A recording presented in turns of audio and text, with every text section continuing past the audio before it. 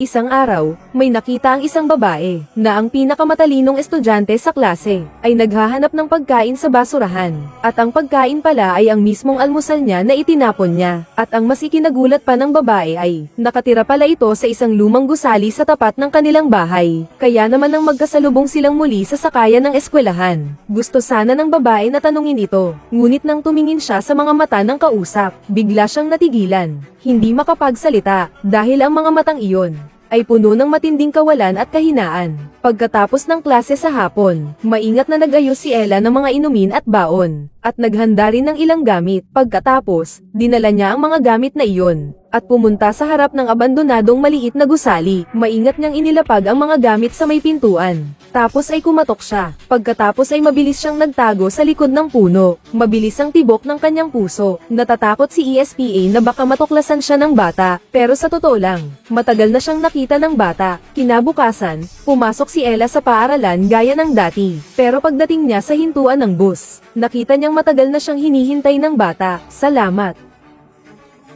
Hindi ko alam ang sinasabi mo. Hindi umamin si Ella, pero alam na alam iyon ni Nick.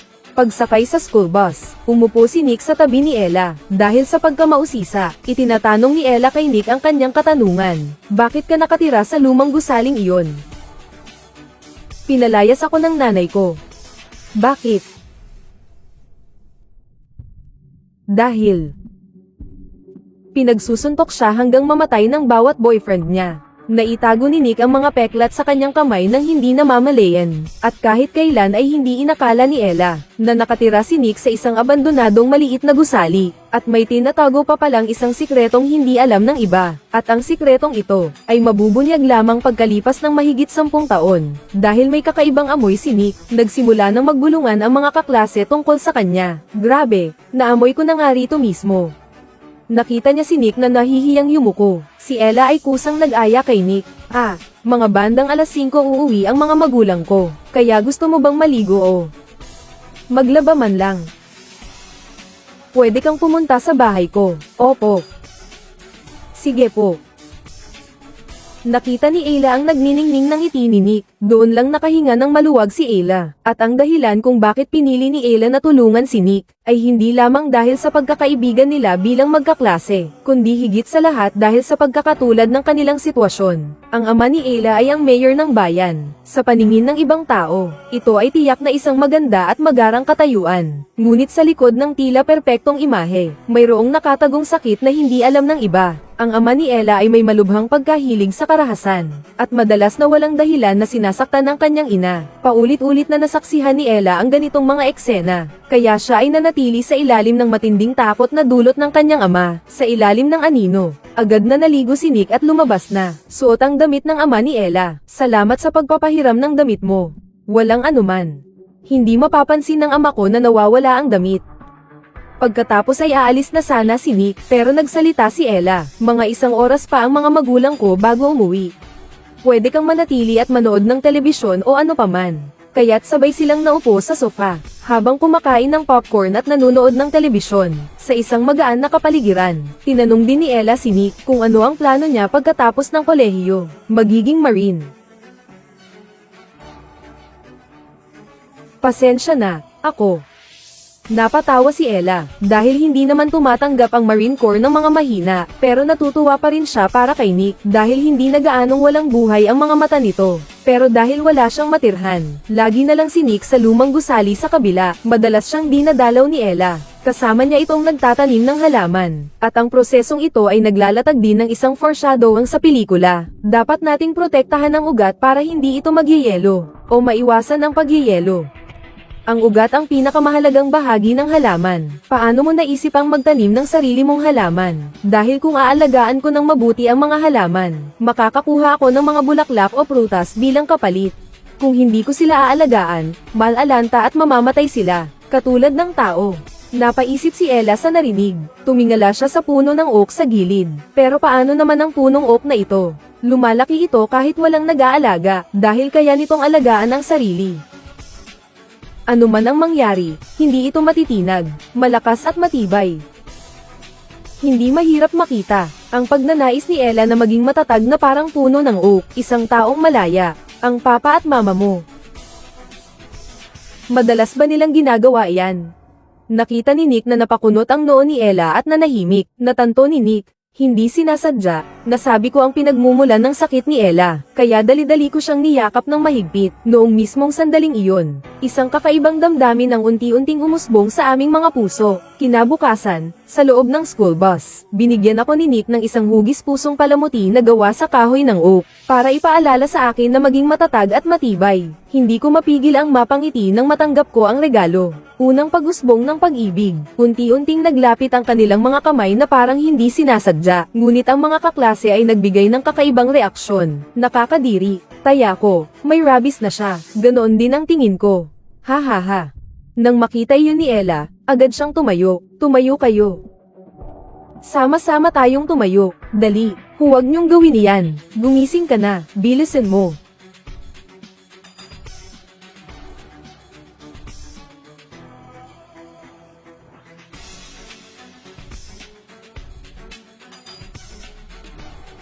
Kinumpirma ng dalawa ang kanilang relasyon sa isa't isa. Pag-uwi galing paaralan, gumawa si Nick ng masarap na hot chocolate cookies para kay Ella. Doon nalaman ni Ella na mahilig magluto si Nick. Pagkatapos, nagtanong si Nick kay Ella, kaya noon, totoo bang gusto mo akong halikan noon?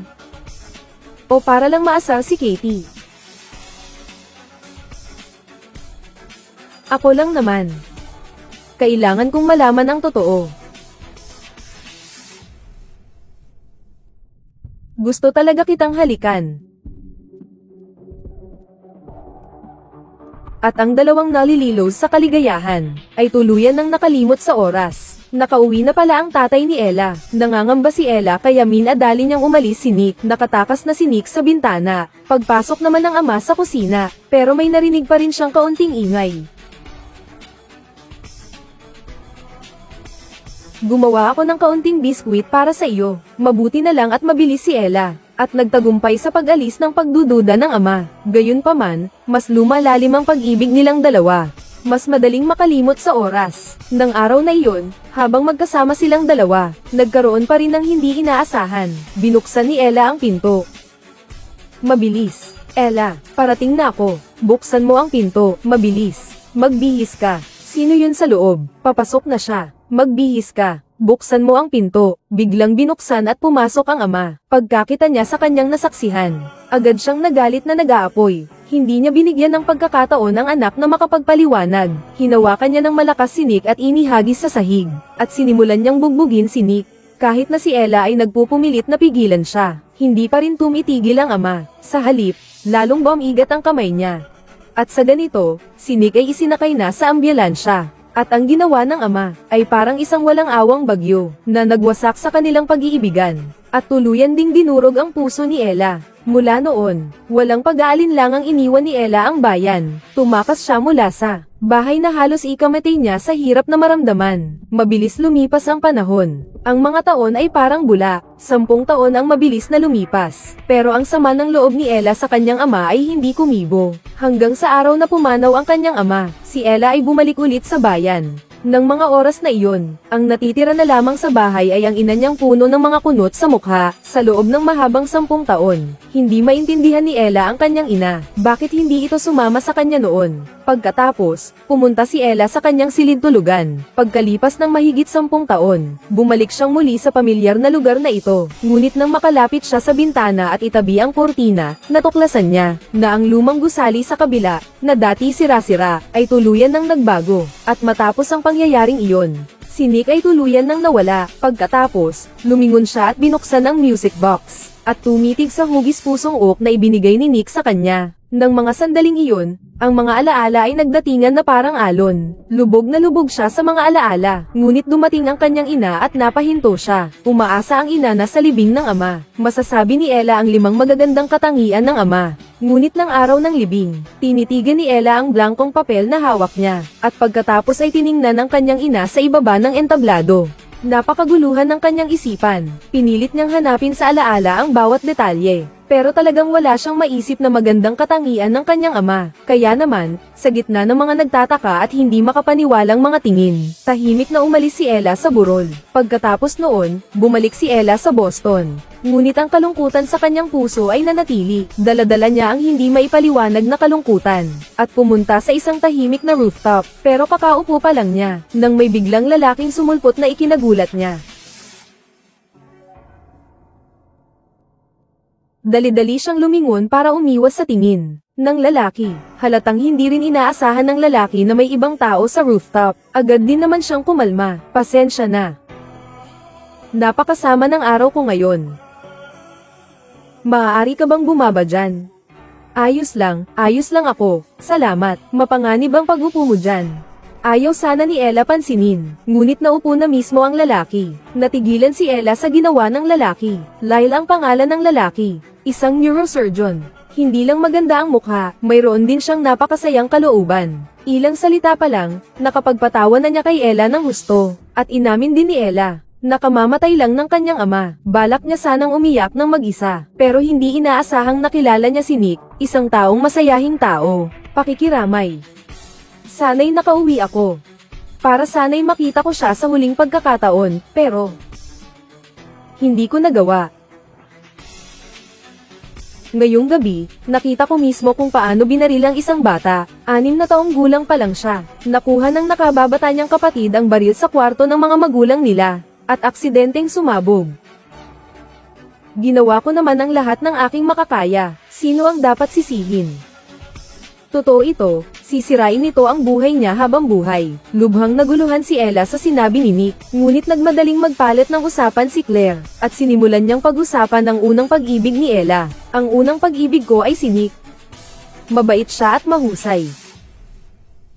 Noong panahong iyon, hindi lang siya sadyang maswerte at nahaharap sa mga pagsubok. Ang sinabi mo ay medyo nagpapakilig sa akin sa taong pulubi. Nako, sige na, tapos na ang sasabihin ko. Ikaw naman. Huwag na lang. Sumuko na ako. Ang kwento mo ay sexy at kakaiba. Sige, takutin mo na ako. Kahit ano, gusto kitang subukan. Natigilan si Ella, isang tingin pa lang niya, alam na niyang dalubhasa si Lyle sa pakikipagrelasyon. Pero si Lyle naman, iniba ang usapan gamit ang isang biro, na naging dahilan para mawala ang awkwardness. Ngunit sa pagtatapat ni Lyle, sabi ni Ella, huwag na lang kaya ako. Ang gusto ko ay yung seryoso, yung makikilala ko sa pamilya. Ano bang kaya mong gawin para makuha ako? Hindi ako sigurado, maaari mong subukan.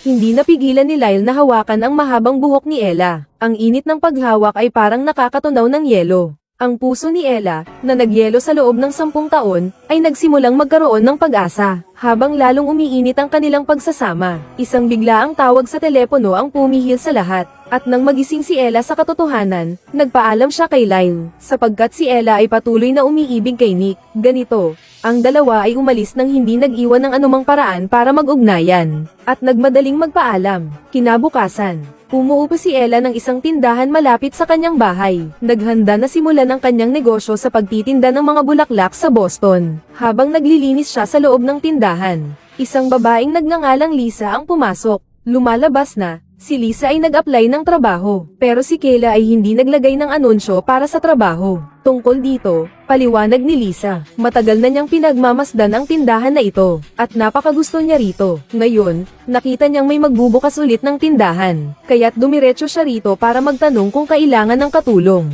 Hindi pa naman talaga plano ni Kayla na kumuha ng trabahador, pero isinaalang-alang niya ang dami ng dapat gawin sa pagpapatakbo ng flower shop, kaya't nagpasya siyang kunin si Lisa na trabahador. At dahil doon, silang dalawa ay sabay na nagtrabaho. Maingat nilang inayos ang tindahan. Di nagtagal, dumating ang asawa at kapatid ni Lisa upang dalawin siya. Hindi inakala ni Ella na ang kapatid ni Lisa ay ang lalaking nakasalubong niya sa rooftop noon. Lyle, akala ko'y sa rooftop na ang huling pagkikita nilang dalawa, ngunit hindi inaasahan na muling pinagtagpo ng tadhana ang dalawa. Magkakilala ba kayo? Hindi. O, kilala na rin siguro. Hindi, nagkita na kami sa rooftop. Ibinahagi ang tunay nilang mga nararamdaman.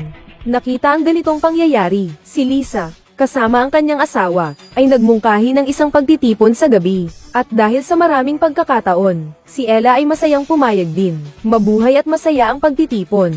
Ngunit ang mga mata ni Lyle ay nanatili kay Ella. At kumanta pa nga siya ng espesyal para sa kanya, habang papalapit na ang pagtatapos ng pagtitipon. Kusa na inalok ni Lyle na ihatid si Ella pauwi. Magalang na tinanggihan ni Ella ang kabaitan niya. Parang nakapagpas siya na si Claire. Hindi lang siya sumusunod ng mahigpit. Kinakausap pa siya ng may mga malambing at nakakaantig na mga salita. Pero si Ella ay nanatiling di naapektuhan. Dahil sa kawalan ng pag-asa, si Lyle ay kinailangan ng humanap ng ibang paraan. Pwede ba kitang halikan? Isang halik lang. Grabe, isang halik lang. Huwag kang masyadong demanding. Isang halik lang at makakalimutan na kita. Totoo ba? Isang halik lang. Sige, good luck. Pumayag ka ba? Isang halik lang. Isang halik lang.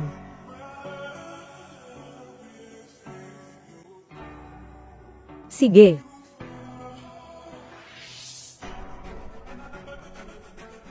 Sige. Biglang lumiit ang distansya sa pagitan nilang dalawa. Malinaw na maririnig ang bawat hininga nila. Unti-unting naglapit ang kanilang mga labi. Parang tumigil ang oras sa sandaling iyon. Lubos silang nalilibang. At naghahalikan ng buong pagsuko. Ngunit sa gitna ng matinding pag-iibigan, biglang natauhan si Ella. At agad na nagpigil. Pwede mo na ba akong bitawan ngayon? Uuwi na lang ako mag-isa. Okay. Nakita ni Lyle kung gaano kadeterminado si Ella, kaya naman sinunod niya ang kanilang napagkasunduan. Pag-uwi niya sa bahay, huminga ng malalim si Ella. Sa wakas, lubos na niyang may ibubuhos ang kanyang sarili sa pagpapatakbo ng kanyang flower shop. Gayunpaman, ang bagong bukas pa lamang na flower shop, dahil wala pang anumang ginawang pag-aanunsyo o promosyon, ay walang-wala halos ang mga customer sa buong umaga. Tahimik at walang bisita, habang puno ng pag-aalala si Ella. Ay dumating ang unang customer sa shop. Ha, ikaw pala. Pagkapasok niya sa loob ng tindahan, agad na naaga ng napakagandang disenyo, ang kanyang pansin. Sinuri niya ng mabuti ang bawat detalye, at sa huli ay pumili siya ng isang bungkos ng magaganda at mabango na mga bulaklak na balak niyang ibigay sa isang magandang babaeng matagal na niyang hinahangaan. Pagkatapos, naglabas siya ng isang maliit na card, at maingat na sinulat ang address ng kanyang kausap. Kaya, dadalhin mo ba ang magandang babaeng ito sa birthday party ko, para makapaghanda ako ng maaga? Hindi ko alam kung pupunta ka, Ella. Oo naman. Oo. Siya ang matalik kong kaibigan, kailangan kong sumama. Sige. Magkano? 51 kwenta. Sa panahong ito, si Ella ay laging may distansya kay Lyle. Pero sa tuwing nakikita niya si Lyle, ang mukha niya, pero kahit papaano'y sumisilip pa rin ang mapait na katotohanan. Pagkatapos, umalis na si Lyle sa flower shop. Ang pangalan pala ng aming tindahan ang kanyang nilagay sa delivery address. Ang kakaiba naman ng unang customer namin. Nang gabing iyon, inanyayahan si Ella sa birthday party ni Lisa. Napakasaya ng party. Maraming single women ang nagtipon-tipon. Kumakalat sa buong paligid ang saya at ligaya. Pumasok si Ella sa party na puno ng magagandang inaasahan. Ngunit nang makita niya si Lyle na malapit sa ibang babae, isang hindi maipaliwanag na damdamin ang sumabog sa kanyang puso. Maligayang kaarawan. Kukunin ko lang yung inumin ko. Sige, salamat. Ang kabuuang karisma ni Ella ay nakakaakit. Sino man ay hindi makakapigil sa kanya. Sumunod siya. Sumunod si Lyle. At muli siyang nagtapat kay Ella. Gusto kita. Bata ka pa ba? 5 taong gulang. Ginawa ko na ang lahat ng makakaya ko. Sige pa. Gusto mo bang pumunta tayo sa isang lugar na walang tao, para makapag-usap tayo? Mag-usap tayo. Sige. Pagkatapos, dinala ni Lyle si Ella sa kanyang tahanan. Sa pribadong espasyong ito, ang damdamin ng dalawa ay umagos na parang baha, na walang habas, na lubos na ipinapakita ang pagmamahalan nila sa isa't isa. Pero habang papalapit na ang relasyon nilang dalawa, sa mas malalim na antas, bigla na namang pinutol ni Ella ang lahat. Alam ko, pero hindi ko matatanggap ang isang basta-basta lang na relasyon. Ang biglaang pagkilos na ito, ay marahil dahil sa sobrang pagiging malapit, na nagparamdam kay Ella ng pagkabalisa at takot, o kaya naman ay dahil sa mga masasakit na karanasan niya noon, ay nag-iwan ng malalim at di mabuburang sugat sa kanyang puso. Kaya naman sa mga ganitong sandali ng pagiging malapit, automatikong umiiwas siya. Malinaw na, mas maraming panahon ang kailangan niya, para malampasan ang mga hadlang sa kanyang puso. Nakita ni Lyle si Ella na ganoon ang itsura, kaya't puno ng pag-unawa at awa ang kanyang puso, kaya agad-agad siyang pumayag kay Ella, pagsasama lang sa pagtulog ngayong gabi. Pagkatapos, sinuot ni Ella ang pantulog ni Lyle. Marahan niyang inihilig ang ulo niya sa mainit na yakap ni Lyle. Good night, Ella. Kinaumagahan, ang kapatid ni Lyle ay pumasok na may dalang kape gaya ng dati. May dala siyang kape, ngunit nang makita niya si Ella, agad na hinaluan ng pagkagulat ang kanyang mukha. Alam na alam ni Lisa ang nakaraan ng kanyang kuya. Natatakot siya na ang inosente at mabait na si Ella ay masasaktan. Kaya, pinayuhan niya si Ella na maging maingat sa relasyon na iyon. Puno ng pag-aalala at pagmamalasakit ang kanyang mga salita. Habang nag-uusap, hindi niya napigilan ang pagsaway sa kanyang kuya, na umaasa na pahalagahan niya ang taong nasa harapan niya. Pero sina Ella at Liar ay tuluyan ng nahulog sa pag-ibig. Ang payo ng nakababatang kapatid ay tila walang saysay sa kanilang mga mata. Mula noon, si Liar ay parang nagbago na ng lubusan. Lubos na niyang iniwan ang dating pagiging malaya